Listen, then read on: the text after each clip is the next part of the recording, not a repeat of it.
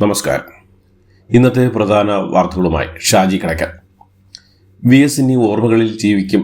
ജനലക്ഷങ്ങളുടെ ഹൃദയങ്ങളിലും അന്തരിച്ച മുതിർന്ന CPM നേതാവും മുൻ മുഖ്യമന്ത്രിയുമായ VS അച്യുതാനന്ദന്റെ മൃതദേഹം ഔദ്യോഗിക ബഹുമതികളോടെ ആലപ്പുഴയിലുള്ള പുന്നപ്രയിലുള്ള വലിയ ചുടുകാട്ടിൽ സംസ്കരിച്ചു.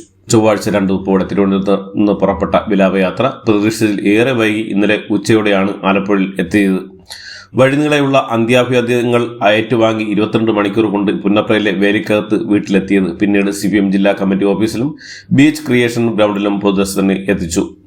പ്രിയ നേതാവിനെ അവസാനമായി കാണാൻ ജനസാഗരം ഇരമ്പിയെത്തിയതോടെ മുൻകൂട്ടി നിശ്ചയിച്ചാലും ഏറെ വൈകിയാണ് എല്ലായിടങ്ങളിലും പൊതുദർശനം പൂർത്തിയാക്കാനായത്. ബീച്ച് ക്രിയേഷൻ ഗ്രൗണ്ടിൽ നിന്ന് മൃതദേഹം വലിയ ചുടുകാട്ടിലെത്തിച്ചപ്പോൾ രാത്രി 9 മണിയായി. 9:15 മകൻ അരുൺകുമാർ ചിതയിൽ അഗ്നി പകർന്നു. ആലപ്പുഴ മണ്ണിൽ ആ ചുവന്ന നക്ഷത്രം ജ്വലിച്ച് അമരുമ്പോഴും കണ്ണേ കരളെ VS ഞങ്ങളുടെ നെഞ്ചിലെ റോസാപ്പൂവേ ഇല്ല ഇല്ല മരിക്കില്ല, സഖാവ് VS മരിക്കുന്നില്ല എന്ന മുദ്രാവാക്യം വിളികൾ ആലപ്പുഴയുടെ തീരങ്ങളിലും ജനലക്ഷങ്ങളുടെ ഹൃദയങ്ങളിലും അല അടിക്കുകയായിരുന്നു. ഇന്ത്യൻ കമ്മ്യൂണിസ്റ്റ് പ്രസ്ഥാനത്തിന്റെ അതുല്യ സംഘാടകനും നേതാവുമാണ് ആലപ്പുഴ വലിയ ചുടുകാട്ടിൽ എരിഞ്ഞടങ്ങിയതെന്നും എല്ലാ കണക്കൂട്ടലുകളും തെറ്റിച്ച് ജനാവലിയും സമയക്രമവും സഖാവ് VS നമുക്ക് എല്ലാവർക്കും എന്തായിരുന്നു എന്ന് തെളിയിച്ചുവെന്നും മുഖ്യമന്ത്രി പിണറായി വിജയൻ.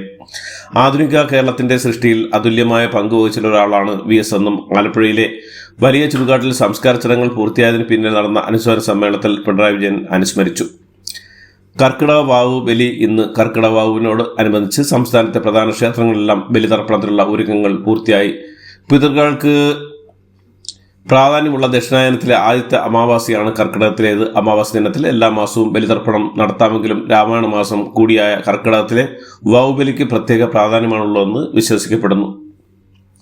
നിർദ്ദിഷ്ട ശബരിമല വിമാനത്താവളത്തിന്റെ വിശദ പദ്ധതിരേഖ കേന്ദ്ര സർക്കാരിന് സമർപ്പിച്ചു. 747 കോടി രൂപയാണ് ചെലവ് പ്രതീക്ഷിക്കുന്നത്. നേരത്തെ പദ്ധതി കേന്ദ്ര സർക്കാരിന്റെ സെറ്റ് ക്ലിയറൻസ് ലഭിച്ചതിനാൽ വിശദ പദ്ധതിരേഖയ്ക്കും അംഗീകാരത്തിനും തടസ്സമുണ്ടായിരുന്നാണ് കരുതുന്നത്. വർഷം 7 ലക്ഷം യാത്രികരെ പ്രതീക്ഷിക്കുന്ന വിമാനത്താവളം ശബരിമല തീർത്ഥാടകർക്കും പ്രവാസികൾക്കും ഏറെ പ്രയോജനം ചെയ്യുമെന്നും പദ്ധതിരേഖ പറയുന്നു.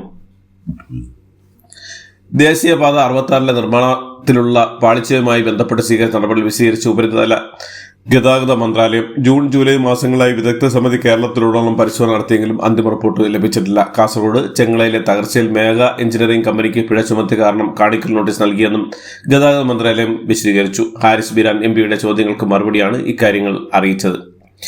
ആലപ്പുഴ വണ്ടാനം മെഡിക്കൽ കോളേജ് ലാബിൽ തീപിടുത്തം. ബ്ലോക്കിൽ പ്രവർത്തിക്കുന്ന ബാക്ടീരിയോളജിക്കൽ ലാബിലാണ് തീ പറഞ്ഞത്. ഫ്രിഡ്ജിൽ നിന്നാണ് തീ പറഞ്ഞതാണ് സൂചന. ഷോർട്ട് സർക്യൂട്ടാണോ എന്ന് സംശയിക്കുന്നത്. അടുത്തുള്ള മുറികളിലേക്ക് പുക വ്യാപിച്ചുള്ള ആശങ്ക വർദ്ധിച്ചു. ആലപ്പുഴയിൽ നിന്ന് അഗ്നിരക്ഷാ സേന സ്ഥലത്തെത്തി തീ നിയന്ത്രണ വിധേയമാക്കി. കേരള സർവകലാശാലയിൽ കൂടുതൽ കടുത്ത നടപടികളിൽ കടന്നു VC മോഹനൻ കുന്നുമൽ. സസ്പെൻഡ് ചെയ്ത രജിസ്ട്രാർ KS അനിൽകുമാറിന് ശമ്പളം തടഞ്ഞു വെക്കാൻ VC ഫൈനാൻസ് ഓഫീസർക്ക് നിർദ്ദേശം നൽകി. സർക്കാർ അനുനയിക്കുന്നതിന് ശ്രമിക്കുമ്പോഴാണ് വിട്ടുവീഴ്ചയില്ലാത്ത VCയുടെ നീക്കം.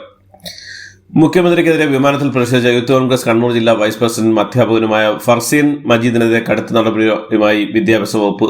ഫർസീന്റെ 1 വർഷ ശമ്പള വർധന തടയുമെന്ന് സ്കൂൾ മാനേജ്മെന്റ് അറിയിച്ചു. കേരള വിദ്യാഭ്യാസ ചട്ടം 75 അനുസരിച്ച് കടുത്ത നടപടി സ്വീകരിക്കണമെന്നാവശ്യപ്പെട്ട് ഫർസീൻ ജോലി ചെയ്യുന്ന മട്ടന്നൂർ സ്കൂൾ മാനേജ്മെന്റ് ഉപജില്ലാ വിദ്യാഭ്യാസ ഓഫീസർ നോട്ടീസ് അയച്ചിരുന്നു. 2022 ഫർസീൻ ഉൾപ്പെടെ 3 യൂത്ത് കോൺഗ്രസ് പ്രവർത്തകർ മുഖ്യമന്ത്രിക്കെതിരെ വിമാനത്തിൽ പ്രതിഷേധിച്ചത്. മാസപ്പടി ഇടപാട് CBI ED അന്വേഷണം ആവശ്യപ്പെട്ടുള്ള ഹർജിയിൽ മുഖ്യമന്ത്രിയുടെ മകൾ വീണ ടെക് നോട്ടീസ് അയച്ചു.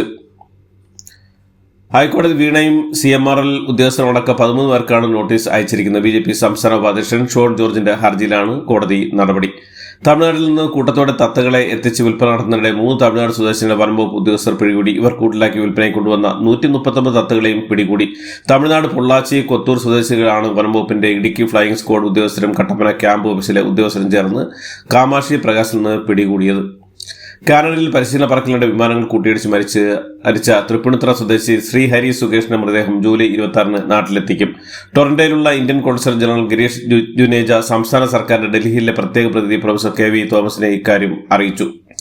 ഷാർജയിൽ സ്ത്രീധന പീഡനത്തെ തുടർന്ന് മരിച്ച വിഭജിയുടെ മൃതദേഹം നാട്ടിലെത്തിച്ച് വീണ്ടും പോസ്റ്റ്മോർട്ടം നടത്തി. മരണകാരണം ശ്വാസം മുട്ടിയാണെന്നാണ് പ്രാഥമിക പോസ്റ്റ്മോർട്ടത്തിലെ പ്രാഥമിക നിഗമനം. ശരീരത്തിലുണ്ടായിരുന്ന പാടുകൾ എംബാം ചെയ്തപ്പോഴുണ്ടായതാണെന്നും ഫോറൻസിക് ഡോക്ടർമാരുടെ സംഘം പോലീസിനെ അറിയിച്ചു. മൃതദേഹം ഇന്നലെ കൊല്ലം കേരളപുരത്തെ വീട്ടുവളപ്പിൽ സംസ്കരിച്ചു. അഗതി മന്ദിരത്തിൽ പിതാവ് മരിച്ചറിഞ്ഞ മകനും മരുമകളും വീട് പൂട്ടി സ്ഥലം വിട്ടു. ഇതോടെ വീട്ടിലെത്തിച്ച പിതാവിന്റെ മൃതദേഹം വീട്ടിനുള്ളിലേക്ക് കയറ്റാനായില്ല. മകന് വേണ്ടി മൃതദേഹം വീണ്ടും പുറത്ത് വെച്ച് കാത്തിരുന്നെങ്കിലും ഫോൺ സ്വിച്ച് ഓഫ് ചെയ്തു. മകൻ പിതാവിന്റെ അന്ത്യയാത്ര ചടങ്ങുകളിൽ പങ്കെടുക്കാതെ മാറി നിന്നെന്ന് ബന്ധുക്കൾ പറയുന്നു. തൃശൂർ അരിമ്പൂർ കൈപ്പള്ളി റിംഗ് റോഡിൽ തോമസ് ആണ് ബുധനാഴ്ച രാവിലെ മണലൂരിലെ അഗതി ബന്ധത്തിൽ മരിച്ചത്. ഏതാനും മാസം മുമ്പാണ് മകനും മരുമകളും മർദ്ദിക്കുന്ന ആരോപിച്ച് തോമസിന്റെ ഭാര്യ റോസ്ലിയോടൊപ്പം വീട് വിട്ട് ഇറങ്ങിയത്. സാമൂഹ്യ നീതി വകുപ്പ് ഉദ്യോഗസ്ഥർ ഇവരെ മണലൂരിലെ അഗതി ബന്ധത്തിലേക്ക് മാറ്റുകയായിരുന്നു. ഫുട്ബോൾ കളി കഴിഞ്ഞ് വീട്ടിലെത്തിയ 14-കാരൻ കുഴഞ്ഞു വീണ് മരിച്ചു. പാലക്കാട് ചാലിശ്ശേരി പടിഞ്ഞാറെ പട്ടശ്ശേരി മുല്ലശ്ശേരി മാടേക്കാട് മണികണ്ഠന്റെ മകൻ അതുൽ കൃഷ്ണയാണ് മരിച്ചത്. സുഹൃത്തുക്കൾക്കൊപ്പം കളി കഴിഞ്ഞ് വീട്ടിൽ മടങ്ങിയെത്തിയ അതുൽ കൈകാലിൽ കഴിയുന്നതിനിടെ തളർന്നു വീഴുകയായിരുന്നു. കൊക്കൂർ ടെക്നിക്കൽ സ്കൂളിലെ 9ാം ക്ലാസ് വിദ്യാർത്ഥിയായിരുന്നു. ശക്തമായ കാറ്റിൽ ഒടിഞ്ഞുവിട വൈദ്യുതി പോസ്റ്റ് മാറ്റി സ്ഥാപിക്കുന്ന പോസ്റ്റ് മറിഞ്ഞ് ദേഹത്ത് വീണ് ഹരിപ്പാട് കരാർ തൊഴിലാളി മരിച്ചു. ചങ്ങനാശ്ശേരി കോട്ടമുറി തൃക്കൊടിത്താനം പുതുപ്പറമ്പൽ ഭാസ്കരന്റെയും ജഗദമ്മയുടെ മകൻ അനിൽകുമാറാണ് മരിച്ചത്. KCB കരുവാര സെക്ഷൻ പരിധിയിലെ ആനാരി വടക്ക് പ്രതിഭ ജംഗ്ഷന് പടിഞ്ഞാറ് ഇന്നലെ രാവിലെ 10 മണിയോടെയായിരുന്നു അപകടം. കാക്കൂരിൽ ബൈക്കിൽ കാറിടിച്ചുണ്ടായ അപകടത്തിൽ യുവാവ് മരിച്ചു. ബാലുശ്ശേരി അറപ്പീടിക തോട്ടത്തിൽ ഷെറീജ് ആണ് മരിച്ചത്. കൂട്ടുകാരോടൊപ്പം കുളിക്കാനിറങ്ങിയ +1 വിദ്യാർത്ഥി മുങ്ങി മരിച്ചു. കരുവാറ്റ പുത്തൻപറമ്പിൽ ഷമീറിന്റെ മകൻ മുഹമ്മദ് സുഹൈലാണ് മരിച്ചത്. ആത്മഹത്യ ചെയ്യുകയാണെന്ന് സുഹൃത്തുക്കൾക്ക് വാട്സാപ്പ് മെസ്സേജ് അയച്ച് വനിതാ ഡോക്ടർ തൂങ്ങി മരിച്ചു. Manjeri medical college physical medicine and rehabilitation വിഭാഗത്തിലെ സീനിയർ റെസിഡന്റ് ഡോക്ടർ കൽപ്പകഞ്ചേരി സ്വദേശി CK ഫർസീനെ ആണ് ഇന്നലെ വൈകിട്ട് വെള്ളാരംകല്ലിലെ ഫ്ളാറ്റിൽ തൂങ്ങി മരിച്ച നിലയിൽ കണ്ടെത്തിയത്.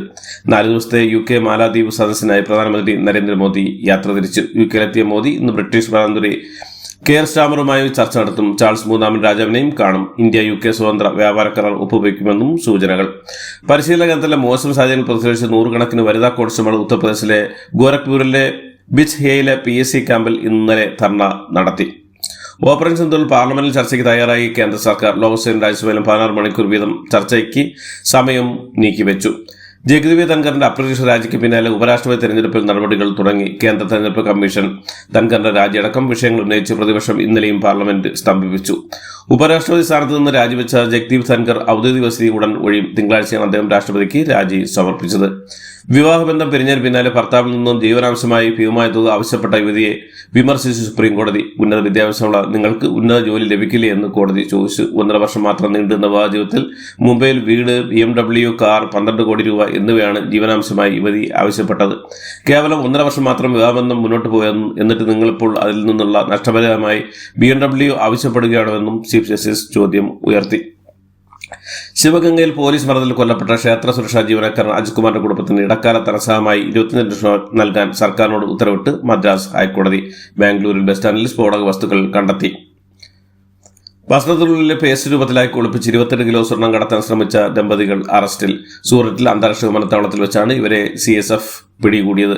ദുബൈയിൽ നിന്നാണ് ദമ്പതികൾ എത്തിയത്. പേസ്റ്റ് രൂപത്തിലാക്കി ശരീരത്തിൽ ചുറ്റിയാണ് ഇവർ സ്വർണം കടത്താൻ ശ്രമിച്ചതെന്ന് കസ്റ്റംസ് അറിയിച്ചു. സ്വപ്നപത്തിയായ ക്രൂയിസ് ഭാരത് മിഷൻ പ്രഖ്യാപിച്ചു കേന്ദ്ര സർക്കാർ. ഇതോടുകൂടി ഇന്നത്തെ വാർത്തകൾ അവസാനിക്കുന്നു. എല്ലാവർക്കും നന്ദി, നമസ്കാരം.